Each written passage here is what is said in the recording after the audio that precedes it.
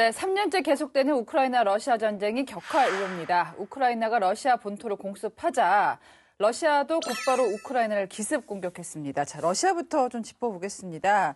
우크라이나의 보급 요충지를 점령하기 위해서 진격 중이라고요? 네, 이 포크로우스크가 굉장히 중요한 그 동부의 보급의 요충지입니다. 예. 근데 이 사실 그 동부 도네츠크에서는 계속해서 지금 우크라이나군이 고전을 면치 못하고 있었거든요. 그래서 그거의 어떤 돌파구로서 이제 크루스크를 공격했다 이런 견해가 굉장히 지배적인데 크루스크에 진출한 우크라이나군도 지금은 사정이 그렇게 좋지는 않습니다. 예전에 비해서 조금 그 면적이 축소가 됐고 지속적으로 러시아군이 특히 야간에 드론과 공격 헬기를 동원해서 우크라이나군의 지금 보급로를 위협을 하고 있거든요. 우크라이나는 사실 아시겠지만 이 전쟁 초기부터 외부에서 보급이 안 들어오면 굉장히 힘든 사정이잖아요. 그래서 지난 3년 내내 러시아군이 한 게 뭐였냐면 모든 우크라이나 내에 도로망을 파괴하는 거였습니다. 철도, 도로. 쉽게 말해서 지금 제대로 된 철도가 놓여 있는 곳이 거의 없을 정도고 그다음에 우크라이나 내의 모든 교량은 다 끊어진 상태입니다. 거의. 그렇기 때문에 지금 우크라이나는 하천에다가 지금 임시 부교를 놓는 일을 굉장히 많이 하고 있어요. 그래서 거기를 통해서 폴란드로부터 들어오는 물자를 수송해야 되는데 이게 폴란드에서 들어오는 물자가 최전선까지 가는 건 또 다른 얘기입니다. 최전선에서는 항상 호시탐탐 드론들이 노리고 있거든요. 그렇기 때문에 지금 그 격화가 되어 있는 동부 도네츠크나 아니면 좀 크루스크 방면에서도 지금 우크라이나가 보급이 굉장히 위험한 상황에 놓여 있습니다. 예. 그렇게 이제 보급 요충지를 네. 공격하는 이유가 있다. 그러니까 한 말씀 더 드릴게요. 네. 그런데 만약 이 상황에서 이 보급 요충지였던 포크로스크마저 만약에 러시아군 수중에 떨어진다. 그렇다면 지금까지 요 며칠, 그러니까 요 한 달 사이에 우크라이나가 굉장한 선전을 보여줬잖아요. 예. 근데 그것이 다 한 입에 그렇죠. 톡 털어넣게 되는 그런 결과를 가져올 수도 있어요. 그러니까 이 동부 도네츠크에서의 계속 밀리는 상황을 다른 쪽으로 돌파구로 하려고 했는데 이것도 좀 쉽지가 않은 상황이 되어버렸죠. 저희가 뭐 도로나 교량 얘기를 하니까 사실 뭐 알 것 같으면서도 그 안에 처해 있는 분들이 겪고 있는 상황이 어느 정도일지 좀 더 궁금해지는데 네. 거의 유령 도시나 다름없다고. 네, 뭐 굉장히 인구가 꽤 있는 도시예요. 예. 그런데 아무리 인구가 있다고 하더라도 이 포탄이 날아다니고 미사일이 날아다니고 이렇게 되면 총탄이 날아다니면 다 빠지죠. 지금은 뭐 3만 명도 안 남았다고 예. 제가 그렇게 들었고 뭐 이 3만 명도 곧 뭐 도시를 빠져나갈 것 같아요. 뭐 생활하던 공간들이 다 지금 거의 폐허같이 돼버린 건가요? 지금 우크라이나의 국경지대에 있는 대부분의 도시들이 그렇습니다. 특히 동부에 있는 도시들은 거의 폐허가 됐다고 봐야죠. 네. 그러다 보니까 이제 우크라이나가 반격을 해야 되잖아요. 우크라이나가 러시아 공격에 회심의 전투기를 띄웠는데요. F-16 전투기가 등장을 합니다. F-16 전투기. 미국에서 지원을 받았는데요. 이 F-16 전투기가 아주 중요한 목적이 있죠. 그 주목을 굉장히 많이 끌었는데 이것을 우크라이나에 제공하기로 결정된 것은 좀 지난 뉴스예요. 2023년. 작년 그렇죠. 5월. 저희가 이제 디펜스 프라임에서도 몇 차례 짚어드렸고요. 8월 달에 공식 선언이 되었고 그리고 우크라이나가 F-16을 실전 배치하겠습니다라고 서방에 전 세계에 알린 것은 2024년 5월부터입니다. 근데 이때 서방이 반드시 이러한 차원에서 우리가 F-16 전투기를 제공하겠습니다. 방점을 찍어놓은 것이 있어요. 이것은 나토 차원이다. 국가 대 국가 차원에서 지원하는 것이 아니다. 이렇게 얘기를 했고 그래서 나선 것이 벨기에, 네덜란드, 덴마크, 노르웨이가 자신들이 갖고 있던 노후 기종을 주기로 한 거예요. 그래서 새 거가 간 게 아닙니다. 쓰던 거 주는 거예요. 그래서 F-16을 60대에서 80대 정도 인도되기 시작한 건 얼마 안 됐어요. 8월 4일부터 우크라이나 측에 인도되기 시작했고 10대 정도가 작전 투입 준비가 완료됐다 이런 얘기가 나왔죠. 그리고 또 추가적으로 F-16만 덜렁 가갖고 무슨 전투 교전을 할 수 있겠습니까? 그러니까 스웨덴 사브사의 공중 조기 경보기 2대도 보내줄 것이고 훈련사, 교육, 뭐 정비사 이런 시스템도 다 같이 지원을 해주겠다고 얘기를 했는데 F-16을 우크라이나에 지원하는 서방의 궁극적인 목적이 무엇이냐 이것을 밝혀놨어요. 우리가 탐구할 필요가 없어요. 뭐라고 그랬냐면 우크라이나군이 단독으로 전략적 변화를 가져오는 돌파구를 마련하기 바란다. 단독. 전략적 변화, 돌파고 약간 공세적이고 전황을 뒤집을 수 있는 그런 이미지가 떠오르잖아요. 그런데 단서 조항을 붙였어요. 뭐라고 그랬냐면 F-16 주면서 국경 방어에만 써라. 우크라이나 내에서의 공중우세를 확보하는 데만 이 전투기를 써라. 전선의 지상군에 대한 제한적인 지원만 해라. 이게 뭐냐면 공격적으로 쓰지 말라는 거예요. 국경 넘어가지 마라. 그러면 우리가 여기서 의문이 들죠. 국경선을 넘어가지 않고 제한적으로 지상군만 지원하는 것으로 어떻게 전략적인 변화를 가져오느냐는 거예요. 우크라이나군은 그래서 여기서 아이러니에 빠져 있다고 봐요. 딜레마에 스스로 빠져 있다고 봐요. 뭐냐면 요렇게 얘기해놓고 내가 그냥 알아서 공격을 해주길 바라는 건가? 이것을 가지고 러시아군을 공격하라고는 말할 수 없으니 내가 그렇죠. 알아서 하면 되는 건가? 그래서 살짝 떠보기 위해서 젤렌스키 대통령이 기자회견을 한 거예요.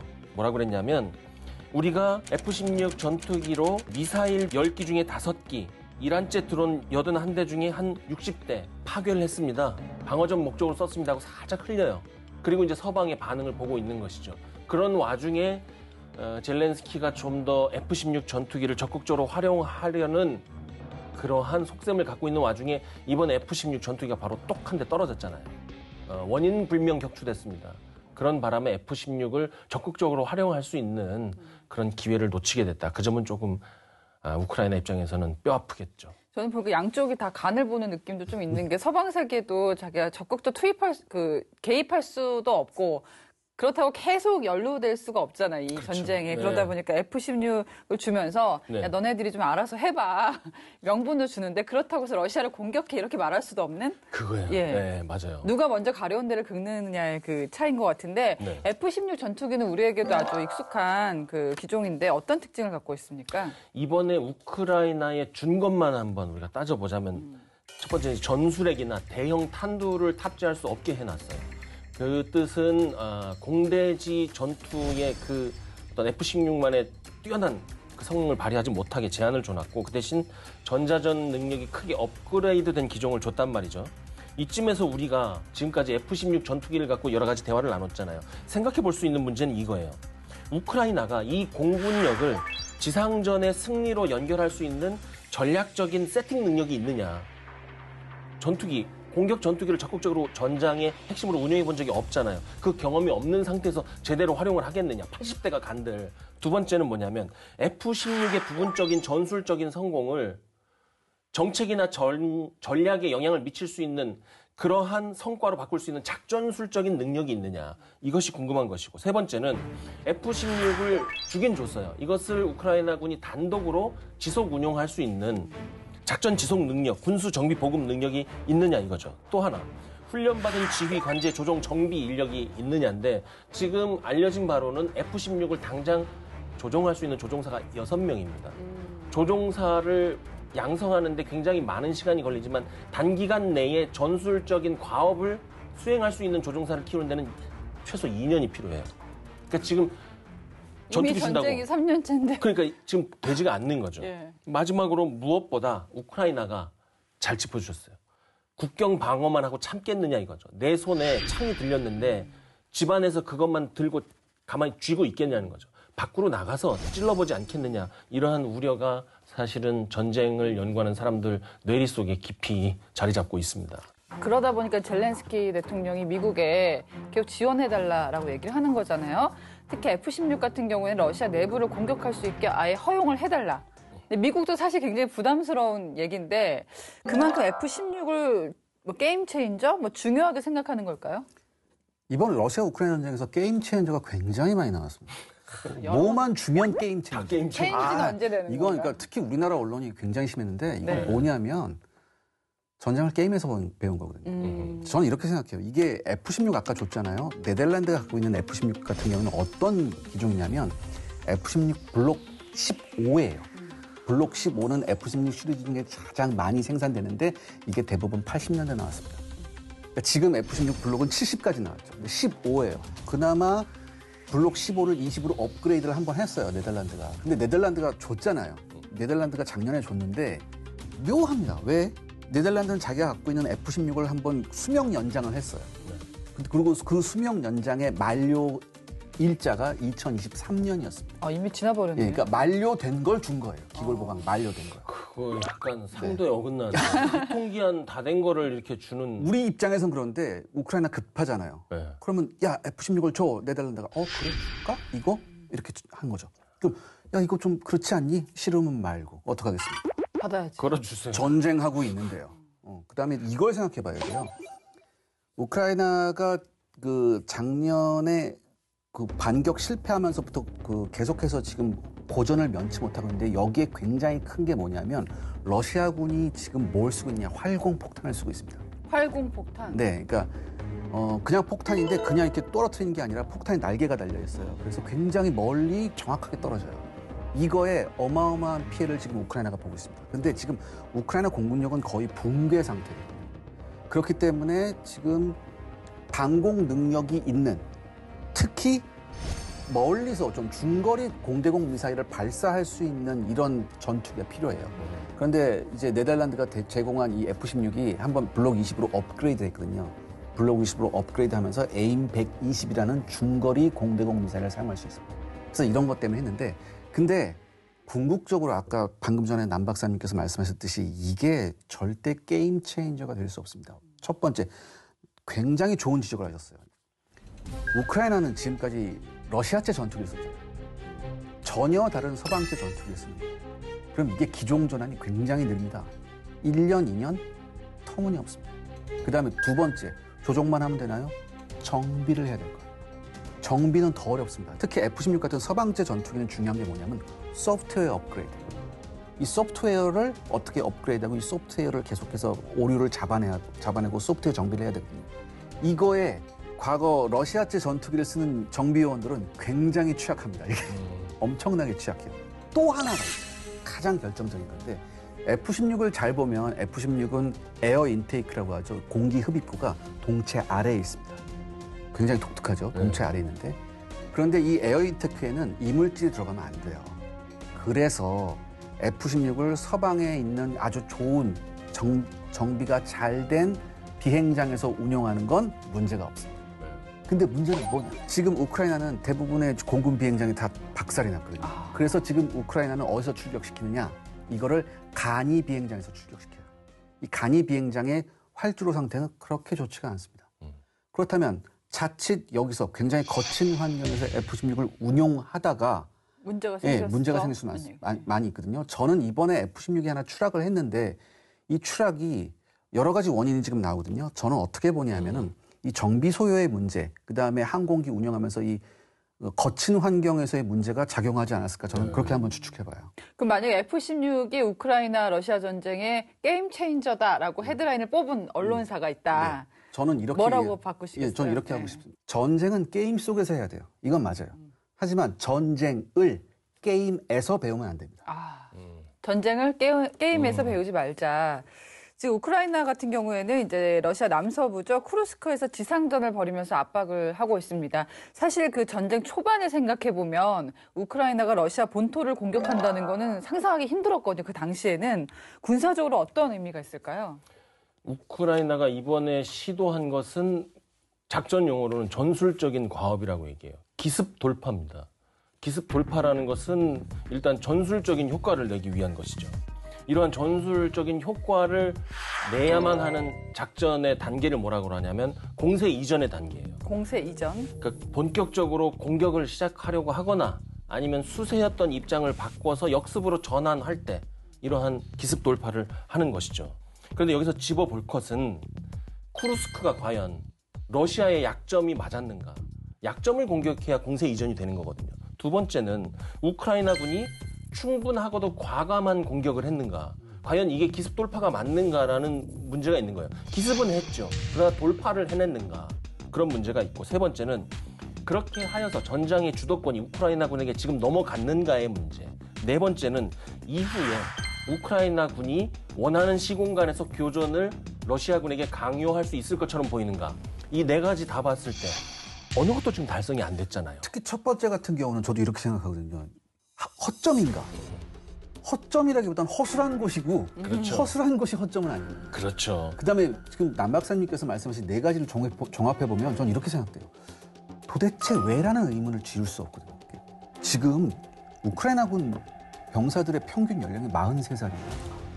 평균 연령. 예, 평균 연령이 43살. 최고령이 아니고? 예, 43살이에요. 43살. 자, 그러면 이런 상황에서 지금 크루스크에 넣은 게 뭐 2만이라는 얘기도 있고 3만이라는 얘기도 있거든요.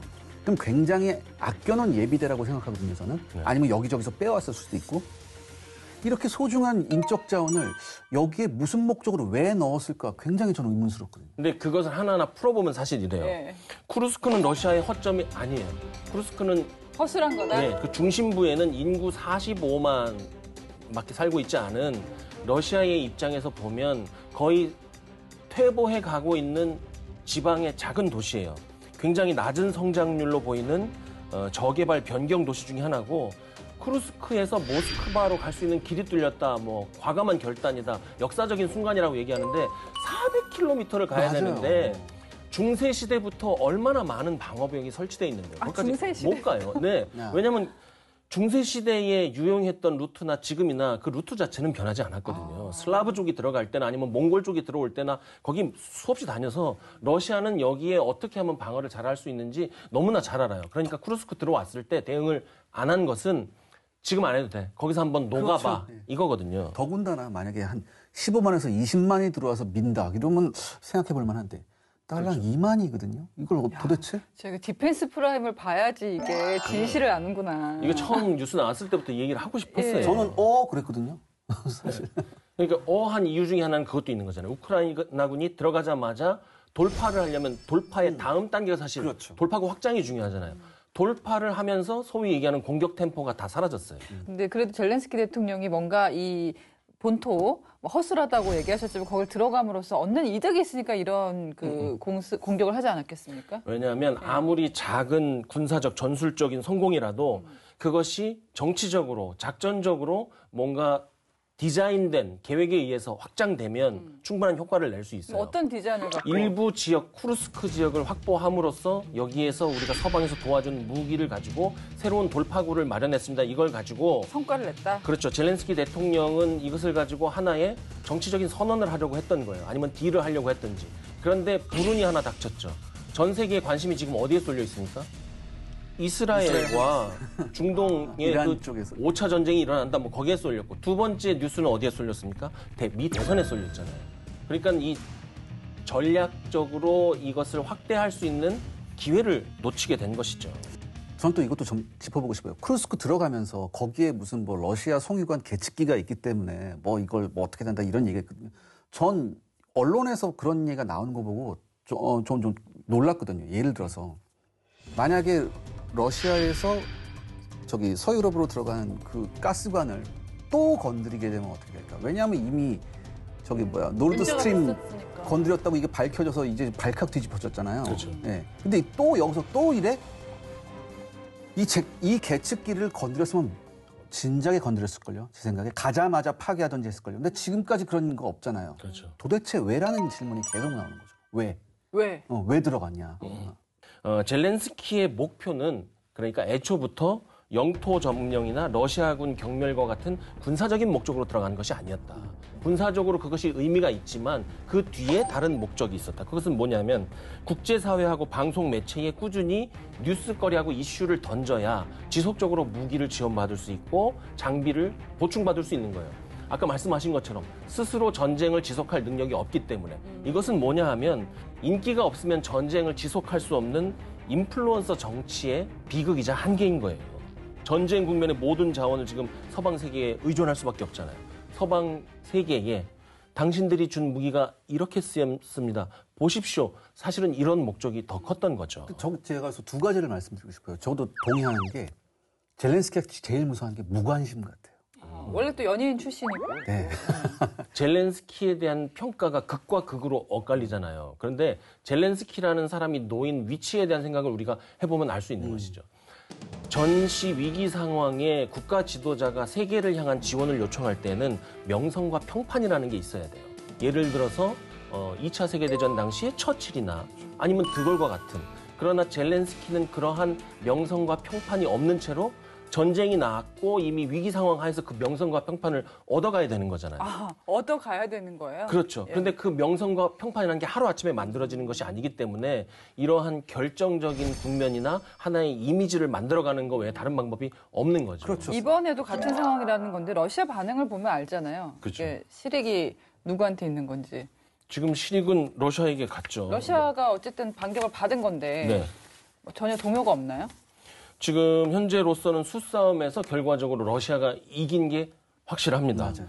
우크라이나가 가장 이상적으로 생각했던 상황 전개는 이런 것이었을 거예요. 이것은 이제 군사 작전적인 관점에서 소위 저의 이제 내피셜입니다. 왜 거기를 쿠르스크를 들어갔냐 이거죠.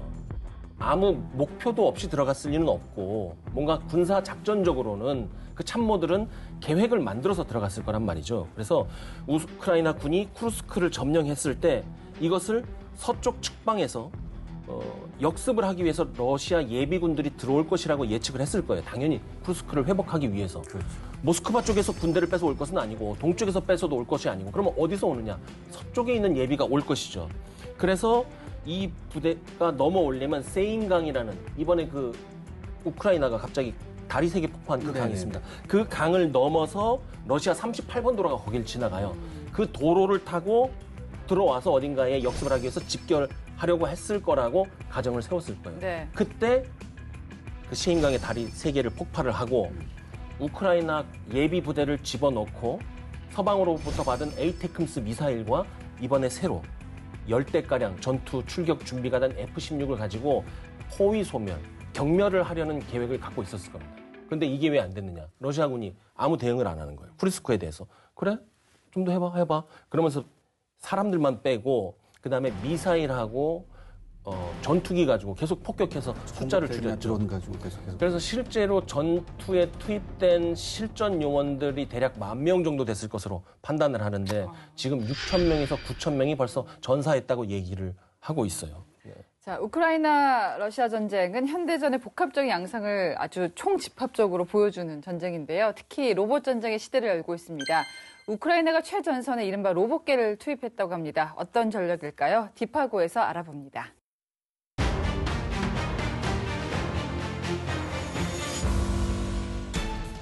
방탄소년단과 함께 춤을 춰서 화제가 됐던 로봇 스팟. 혹시 기억하시나요? 강아지처럼 네 발로 걸어 다니는 사족보행 로봇. 이른바 로봇계는 주로 국내 산업 현장에 감시 임무를 수행하고 있는데요. 최근 우크라이나 러시아 전쟁에 로봇계가 실전 투입되면서 각국의 관심을 받고 있습니다. 로봇계는 다양한 지형에서도 자유자재로 움직일 수 있기 때문에 전장에서 주로 지뢰와 적군의 위치를 찾는 정찰병 역할을 하는데요. 공중 드론으로 진입하기 힘든 참호나 울창한 숲과 같은 지형을 탐색하기도 합니다. 이번에 우크라이나군이 전장에 투입한 로봇계의 이름은 배드2인데요. 한번 충전하면 최대 5시간 동안 운용이 가능하고 시속 15km로 달릴 수 있습니다. 열차단 위장막을 장착해 적의 정찰 드론에 쉽게 탐지되지 않는 것도 장점인데요. 적의 수중에 넘어갈 경우 모든 데이터를 삭제하는 보안 기능도 있습니다. 배드2는 영국의 한 방산업체가 중국의 로봇계인 라이트3를 군용으로 개선한 것으로 우크라이나군에 30대 이상 공급한 것으로 알려져 있는데요. 앞서 중국은 로봇계 개발에 열정을 보여왔습니다. 지난 5월 중국의 한 언론은 중국과 캄보디아의 연례 합동군사훈련에서 돌격 훈련을 하고 있는 로봇계 사진을 공개했는데요. 사진 속 로봇계는 중국인민해방군의 제식소총인 95식 자동소총을 등에 장착하고 있습니다. 이 로봇계는 소총은 물론 로켓포 등 다양한 무기를 장착할 수 있는 것으로 알려졌는데요. 실제 로봇계는 등에 어떤 장비를 장착하느냐에 따라 정찰, 지뢰 제거, 화염 방사 등 활용도가 달라집니다. 한편 미국 해병대 역시 AI 소총을 장착한 로봇계 도입을 위해 시범 훈련 중인 것으로 알려졌는데요. 미군이 시험 중인 로봇계는 주야간 전투가 가능한 전투용 로봇계로 앞으로도 미국과 중국의 전투용 로봇 경쟁은 치열해질 것으로 보입니다. 국내에선 최근 국방 프로젝트로 육군 특전사와 전방 한개 사단에 테러 방지와 대응을 위한 로봇계를 시범 배치했는데요. 6개월간 성능 검증을 거친 뒤 향후 군 도입 여부를 결정할 예정이라고 합니다. 감시와 정찰 임무를 수행하며 아군의 생존력을 극대화하는 전투형 로봇. 어디까지 발전할 수 있을까요? 지금까지 딥하고였습니다. 러시아의 2톤 방공망을 어쨌든 뚫었습니다. 드론이 사실 우크라이나가 뭐 초기부터 많은 활약을 했었는데 1인칭 시점 드론이 효과를 발휘했다는 얘기가 있거든요. 이건 어떤 걸까요? 그러니까 FPV 우리 얘기 많이 하잖아요. 이게 뭐냐? 그 기업 홈페이지에 가보면 설명이 나와 있습니다. 빠르게, 강하게, 거침없이 완전 제어하여 멀리 생생하게 완전히 새로운 비행을 제공합니다. 이렇게 보면 이것도 또 게임 체인저인 것 같아요. 쉽게 말해서 이 FPV는 어떻게 되는 거냐면 내가 비행 능력 있는 뮤턴트가 되는 거랑 비슷해요. 내가 보면서 무기체계를 보내는 거죠. 영화 속의 초능력을 가진 히어로와 사실상 큰 관념적인 측면에서 차이가 없다. 이 FPV 드론 시스템이 있기 때문에 우크라이나군이 드론을 전장에서 이렇게 광범하게 사용할 수 있는 겁니다. 근데 이 FPV가 어떤 장점이 있느냐? 첫 번째는 극민첩성이에요. 영상 보시면 방향을 그냥 90도로 전후 좌우로 꺾으면서 이리저리 구멍으로 막 들어가요. 러시아군의 방공망을 뚫을 수 있었던 것은 첫 번째 이 극민첩성 때문이고 두 번째는 다기능성. 날이면 날마다 오는 거예요. 정찰, 첩보수직, 활용유도, 타격, 소규모 운송, 자폭 여기저기 다 쓸 수 있어요. 이걸 가지고. 세 번째 장점은 심리적인 효과. 우리 영상으로도 그 잔인한 장면 많이 보는데 러시아 병사가 돌이 되어서 굳어버리죠. 이 드론이 하나 뜨면 끝까지 쫓아와서 타격을 하니까. 그렇다고 해서 이것이 만능이고 이것으로 인해서 전장이 뒤집히느냐. 큰 단점이 있어요. 게임 체인저가 될 수 없습니다. 전쟁이라는 것은요. 대규모 작전과 지속적인 양측의 규모의 노력이 들어갔을 때 움직이는 것이지 임기응변적인 거나 아니면 기발한 무기체계가 전장을 바꾼 적은 없습니다. 또 두 번째는 뭐냐면 FPV 운용은 이거 보고 있는 동안 계속 봐야 돼. 이거 운용하는 사람은 누가 옆에서 오거나 건드리면 그거 그냥 자동 항법이 일부 있다고는 하지만 떨어지는 겁니다. 그런 단점이 있고요. 세 번째로는 이게 게임 체인저라고 하는 그 무기들의 단점이 뭐냐면 가위바위보라는 거예요. 상대방의 보자기를 내가 가위로 막 썰어버릴 수 있을 것 같지만 가위만 내려고 내가 준비하고 있는데 상대방이 주먹 내버리면 한 방에 끝날 수 있어요. 그렇기 때문에 FPV는 전술적으로 유리하게 해줄 수 있는 그러한 무기체계일지는 모르나 작전이나 전략의 국면을 바꿀 수는 없겠다. 우크라이나 군대가 초반에는 정말 전투를 치를 수 없는 지경이었는데 많이 나아졌다는 보도들이 많거든요. 네. 어떻게 보세요? 근데 뭐 언론에 이런 얘기가 나옵니다. 뭐 우크라이나군의 80이 공중 강습 여단이 들어가서 대활약을 했다. 맞는 얘기입니다. 뭐 전 다 인정해요. 근데 여기서 우리가 좀 본질적으로 봐야 되거든요. 사실. 지금 제가 말씀드렸지만 우크라이나 군의 평균 연령이 굉장히 높고 그다음에 이건 이 2만을 크루스크에 집어넣었다는 건 다시 한번 말씀드리지만 이건 예비대를 탈탈 털어놓은 거거든요. 저는 가장 의문이 아까 제가 왜라는 질문 굉장히 많이 드렸잖아요. 가장 의문이 자 이거 한 다음에는 어떻게 할래거든요. 이거 한 다음에는 어떻게 할래. 자 이거 하고 난 다음에 지금 동부 도네츠크에서 러시아군이 공세를 지금 강화하고 있거든요. 여긴 계속해서 밀리고 있습니다. 우리가 초반에 얘기했었죠. 포크로우스크에서 지금 이렇게 이 지경이 됐다고. 그렇다면 우크라이나가 가지고 있는 마지막 예비대를 과연 크루스크에 집어넣을 거냐 아니면 동부 도네츠크에 넣을 거냐. 이게 또 문제거든요. 그렇죠. 그리고 알토란같이 이렇게 잘 싸우는 부대를 여기저기 끌어모아서 한 다음에 크루스크에 집어넣는데 여기서 속절없이 2만이 다 갈려나간다? 그 다음은 도대체 어떻게 할 거지? 전 이 얘기를 할 수밖에 없거든요. 그러니까 이번에 제대로 잘 싸웠다는 건 기습의 효과예요. 보안을 철저히 지켰던 기습의 효과고 러시아군 교리에 기습할 때 가장 중요한 게 뭐냐면 기계화 부대 앞서 나가고 기계화 부대가 와다닥닥 한 다음에 보병 부대 같이 따라가면서 이렇게 하는 전형적인 러시아식 전술이 있어요. 이게 먹힐 수 있었던 이유는 남 박사님께서 지적하셨듯이 이 크루스크 지역이 굉장히 허술했기 때문에 가능했었거든요. 이 다음은 어떻게 할 거냐가 문제거든요. 아니 그렇다면 이제 우리 언론 보도에요. 러시아 군대가 동요하고 있다는 그 얘기도 상당히 많아요. 그렇죠. 이 쿠르스크 지역에 2성급 부대가 있었잖아요. 러시아 같은 경우에는 네. 그것도 어떻게 보면은 뭐 러시아 군대가 붕괴돼서라기보다는 이 지역이 그다지 중요하지 않았기 때문일까요? 어떻게 이거를 좀 이게 분리해서 볼 문제들이 상당히 많은 것 같아요. 그 앞에 당황했고 네. 뭐 푸틴의 거품이 깨졌고 주민들이 막 화내고 있고. 그래서 제가 러시아어로 검색을 해서 그 동영상하고 사진을 다 봤어요. 쿠르스크 내에 있는 러시아 주민들은 그 버스 정류장 거기 가가지고 차근차근 투덜투덜하면서 잘 빠져나갔습니다. 그리고 뭐 당황하거나 패닉에 빠진 그러한 것도 없었고 지역 신문 잘 돌아가고 쿠르스크는 또 이제 군관구예요. 거기 잘 통제되고 있습니다. 네. 푸틴도 크게 동요한 흔적은 보이지 않습니다. 저는 이렇게 생각해요. 일단은 러시아군 역시 불안 요소는 있죠. 러시아군 뭐 아까 우크라이나군 뭐 병력 충원에 대한 얘기를 했었는데 러시아군도 마찬가지예요. 사실 러시아군도 지금 징집을 하고 있는데 이 징집이 러시아군 조금 안타까운 게 뭐 상페테르부르크나 모스크바 같은 대도시에서는 지금 징집을 안 합니다. 그럼 여론 때문에. 여론 때문에 예, 그래서 어디에서 하냐면 중소도시나 농촌에서만. 힘없는 네. 사람들. 그래서 특히 차하위 계층을 상대로 대상으로 굉장히 많이 하고 있어요. 그리고 여전히 어떻게 합니까? 여전히 죄수들과 이제 사면 조건으로 계속해서 이런 병력을 밀어넣고. 그러니까 이러다 보니까 러시아군이 무슨 부작용이 생겼느냐? 충분한 훈련을 받지 못해요. 충분한 훈련 받지 못했고 더욱이 충분한 장비도 받지 못한 상태에서 전선에 나가는 병사들이 꽤 많이 있습니다. 이게 러시아군의 굉장한 아킬레스건이에요. 그래서 제대로 된 장비와 훈련 없이 병사가 나간다. 이거는 뭐 전쟁 지라는 거거든요, 사실. 이건 전투를 할 수가 없어요. 인간 방패라는 얘기죠. 근데 이런 식으로 계속 하고 있거든요. 이게 굉장한 전 러시아군의 불안 요소라고 저는 생각을 해요. 언제까지 이렇게 갈 수 있을까? 네. 이것도. 자, 올렉산드르 시르스키 아까 잠깐 얘기가 나왔습니다마는 러시아 본토 공격을 감행했던 게 우크라이나군의 총사령관이고요. 이 인물이 상당히 많은 주목을 받았어요. 특히 국내 언론에서 어떤 인물일까요? 이름 외우기 쉽죠. 시르스키. 싫다. 네. 형이에요. 65년 뱀띠입니다. 아유, 큰일났네. 계급은 대장이고요. 러시아 서부의 노빈키에서 태어난 사람이고, 그러니까 소련 사람이네요. 네, 소련 사람이고, 군인 집안이에요.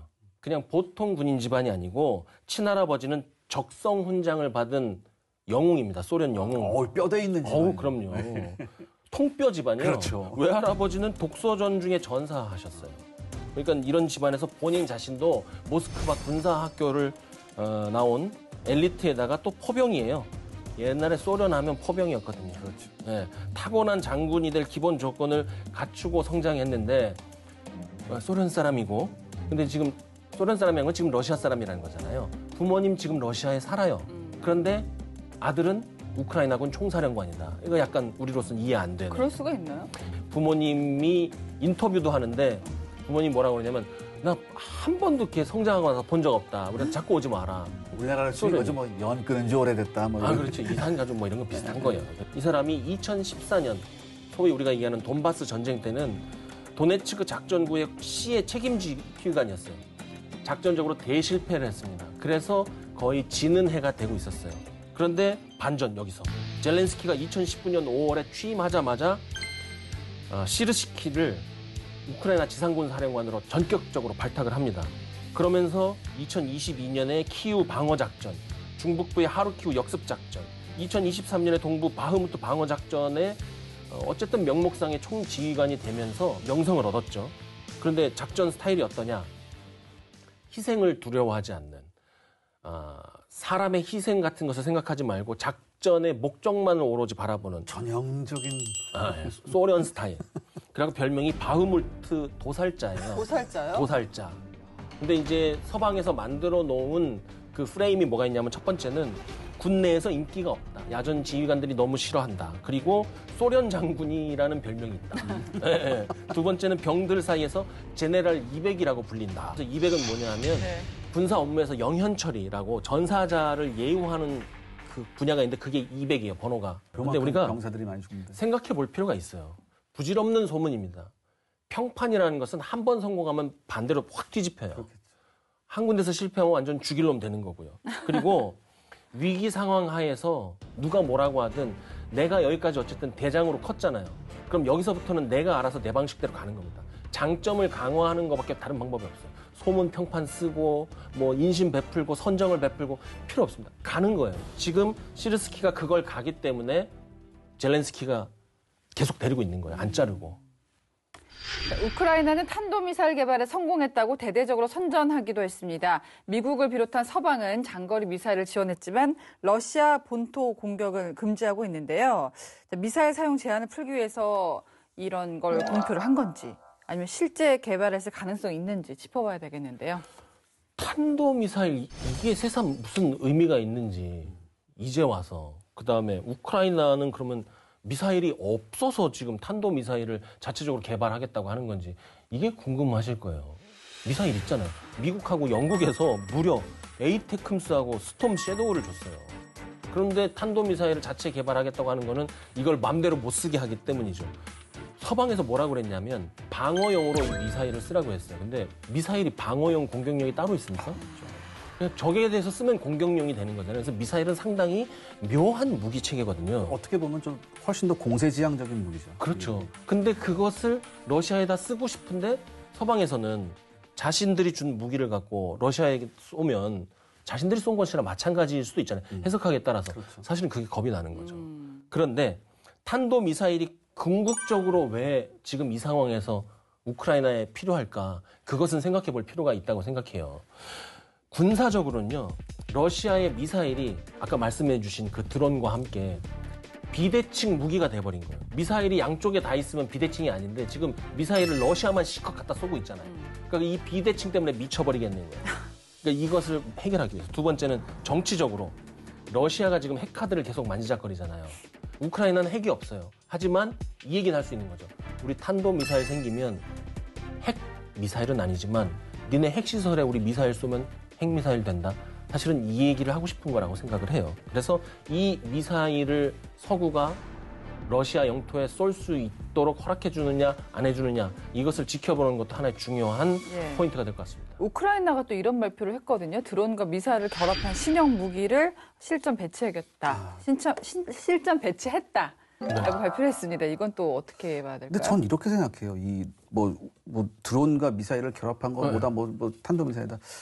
저는 여기서 군사적으로 러시아군의 방공망을 한번 잠깐 짚어봐야 되는데 초반에 에이타킴스 주고 막 이렇게 그 서방도 미사일을 꽤 줬잖아요. 에이타킴스 쏘고 막 이제 하이마스 쏘고 막 이럴 때 그 러시아가 자랑하던 방공 시스템이 이걸 하나도 못 막았어요. 솔직히 처음에 하나도 못 막았는데 무서운 게 뭐냐면 전쟁이 길어지면서 러시아군이 이 소프트웨어 알고리즘을 바꿨습니다. 최근에. 왜냐하면 예전에 그 우크라이나군이 그 하이마스나 아니면 에이타킴스 쏠 때 어떻게 했냐면 미국이 뭘 지원해줬냐? 기만기를 같이 지원해줬어요. 쉽게 말해서 미사일하고 똑같이 날아가는데 깡통이에요. 이런 걸 같이 지원해줬거든요. 그래서 이거를 구분 못하고 막 얻어맞았거든요. 근데 요즘 러시아군 방공체계가 이걸 구분합니다. 이게 뭐냐면은 알고리즘을 개선하면서 러시아군 방공체계가 예전하고는 일신했다는 얘기거든요. 그렇기 때문에 지금 이 상황에 와서 우크라이나가 얼마나 좋은 탄도미사일을 만들었는지 저는 잘 모르겠지만 만약에 탄도미사일이 우크라이나가 원하는 만큼 효과를 발휘할까 저는 조금 의심스럽습니다. 지금 보니까 이제 무협 얘기를 자꾸 하게 되는데 무협하고 너무나 비슷하게 가요. 지금 이게 싸움이 어떤 정상적인 그 상비군을 갖고 있는 정상적인 전략과 미래지향적인 작전 시스템을 갖고 있는 두 나라의 싸움이 아니라 진짜로 머리끄댕이 잡고 난투극을 벌이는 상황을 하고 있기 때문에 무협하고 비슷해져요. 무협에서 제일 무서운 주인공이 누구냐 하면 서로 싸우는 중에 진화하는 주인공이 무서워요. 싸우는 중에 진화를 어떻게 하냐면 인류인데 절정 고수로 진화를 하는 거예요. 싸우는 도중에. 어떻게 되느냐면 상대방의 초식을 보고 나서 이 초절정으로 가는 핵심이 뭐냐면 상대의 허초와 실초를 구분할 수 있게 되면 진짜 고수거든요. 그러니까 지금 그렇게 되고 있는 거잖아요. 네, 그러니까 전쟁 중에 이렇게 변화할 수 있는 국가라는 거는 러시아도 보통 국가는 아니다. 그렇군요. 자, 오늘 제가 디펜스 프라임 진행하면서 저도 이제 뉴스를 진행을 하지만 와, 정말 언론에 나오는 게 다가 아니다. 굉장히 팩트 체크를 많이 한 시간이었는데요. 결국은 이제 러시아가 유리하게 흐를 것이다. 오늘도 그렇고 전문가들 예상도 이 부분만큼은 지배적으로 흘러가고 있습니다. 향후 예상 시나리오 어떻게 보세요? 저는 뭐 이런 말씀드려서 굉장히 송구한데 러시아가 의도한 대로 시나리오가 흘러갈 수밖에 없다고 생각을 해요. 그러니까 일단은 저 개인적으로는 이 크루스크에 대한 그 우크라이나군의 공격이 목적이 굉장히 불분명했거든요. 그러니까 이 목적이 불분명하다는 건 뭐냐면 쉽게 말해서 어떠한 확고한 군사적 전략적 목표보다는 말씀하셨듯이 굉장히 정치적인 선택이었다. 그럼 이 정치적인 선택이 과연 실제 전장에서 어떤 영향을 미칠 수 있냐. 지금 러시아군이 훨씬 유리한 상황에서 이게 그렇게 큰 영향을 미치지 못할 것 같아요. 네. 그다음에 우크라이나에 비해서 러시아는 내놓을 수 있는 카드가 굉장히 다양해요. 내놓을 수 있는 카드가 다양하고 지금 도네츠크에서 계속 밀어붙이면 끝이거든요.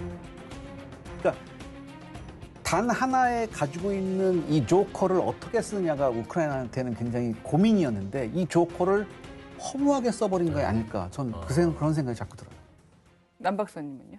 저도 일단 도입부 동감하면서 비슷합니다. 러시아에게 당연히 유리하다. 전술적으로 일부 손해를 봤지만 작전적으로 달라질 것이 없어요. 지금 상황이. 작전적으로 달라질 것이 없는 상황이라는 것은 거기에 다른 곳에서 병력을 차출해서 집어넣을 만한 전략적인 가치가 없다는 거예요. 러시아의 전략은 바뀌지 않는다. 동부에서의 상황을 빨리 끝내고 협상으로 들어간다는 것으로 갈 것이고 이것을 계기로 모스크바는 시그널을 전달하려고 할 겁니다. 이 전술적인 상황을 그냥 쿠르스크에서 기습을 당하고 끝나진 않을 거예요. 이것을 역으로 활용할 것이다. 누구에게? 첫 번째는 지방 정치인, 유력자들 그리고 기업인들에게 푸틴이 모스크바가 자 봤지? 중앙에서 안 도와주니까 쿠르스크 어떻게 돼? 봤지? 무너지지? 너네도 내가 안 도와주면 저렇게 무너져. 나랑 같이 갈 거야 안 갈 거야? 이 시그널을 다시 한번 던져서 강력한 중앙집권 시스템을 만들어 나갈 것이다. 지금도 너무나 강력하지만 두 번째는 국민들에게 시그널을 줄 겁니다. 지금 이대로 두면 어떻게 되는지 보셨죠? 우크라이나군 우리 영토를 들어와서 야금야금 들어와서 주민들을 공격할 겁니다. 피난 가시겠어요? 집과 직장을 버려두고 이 꼴 당하시겠습니까? 이렇게 국민들에게 시그널을 던질 수 있는 기회를 주었고 이것을 하나의 명분, 근거로 해서 앞으로 푸틴은 차마 손 못 대던 것, 세금 인상, 경제 지표 통제, 동원령 확대, 연금 개혁 이것까지 나아갈 수 있는 명분을 줬다. 이런 차원에서 정치적으로 이것은 패배한 겁니다. 그러니까 사실 이번 러시아 우크라이나 전쟁을 도대체 푸틴이 왜 일으켰냐. 2018년에 연금 개혁하려다가 푸틴이 엄청난 저항에 부딪혔거든요. 연금 건드리면 못 참았죠. 그래서 이거를 타개하기 위한 방법, 이런 얘기가 있을 정도로 엄청났었어요. 근데 이번에 남 박사님께서 말씀하시고 이런 시그널을 주면서 한 번에 해결할 수 있는 단초를 마련했다. 굉장히 설득력 있네요. 예. 우크라이나 과제 이제 짚고 넘어가야죠. 우크라이나 앞으로 어떻게 해야 되느냐. 자세한 건 얘기할 수 없고 큰 그림만. 첫 번째는 정체성 정치로 나가야 됩니다. 작전적으로는 인지전으로 나가야 됩니다. 서방 세계가 갖고 있는 지금까지의 긍정적이고 약간은 동정적인 시각이 지금 너무 되바라졌는데 계속 달라고만 하는데 나중에 이거 회수할 수 있을까 이렇게 퀘스천 마크가 더해져 가고 있거든요. 두 번째는 감동을 주는 전쟁, 감동을 주는 정치로 나가야 됩니다. 감정적인 것이 전쟁에서 무슨 소용이 있겠느냐, 전쟁터에 무슨 감정 타령하고 있겠느냐 이런 비난을 받을 수도 있지만 6.25 전쟁 때 전 세계에서 우리나라를 도와줬던 것은 결코 지치지 않는 한국 국민들의 저항 의지 그리고 국가 지도자들이 보여준 그 헌신들 이것 때문에 이런 국민들이 있어? 감동이야. 이런 정치 지도자들이 있어? 도와줄 수 있겠는데 믿고 그거 해준 거거든요. 근데 지금 우크라이나에서 그 모습이 안 보입니다. 우크라이나는 빨리 세계에 감동을 줄 수 있는 신뢰를 줄 수 있는 방향으로 표를 던져야 됩니다. 근데 그 감동도 한두 번이지. 이게 왜냐하면 감동 여러 번 줬어요. 젤렌스키가. 미 의회 가서 연설하면서 감동 주고 그다음에 전쟁 초기에 우크라이나에 지키면서 SNS로 내가 구심점이라는 거 굉장히 감동을 줬거든요. 근데 이 감동이 감동으로 장사를 하려고 하니까 문제거든요. 이게. 또 요즘에는 SNS가 있다 보니까 모든 게 실시간으로 그렇죠. 반응이 있다 보니까 오래 지속되기 어려운 측면도 있는 것 같고 제가 말씀을 들으면서 우리가 참 그 6.25 전쟁 우리가 참 운이 좋았구나라고 생각을 하고 있던 찰나에 또 우리가 만들어낸 행운도 있었구나라는 생각을 해보게 됩니다. 자, 오늘 디펜스 프라임 여기까지입니다. 저희는 매주 금요일 밤 10시 KFN 그리고 유튜브 채널에서 동시에 여러분을 찾아갑니다. 고맙습니다.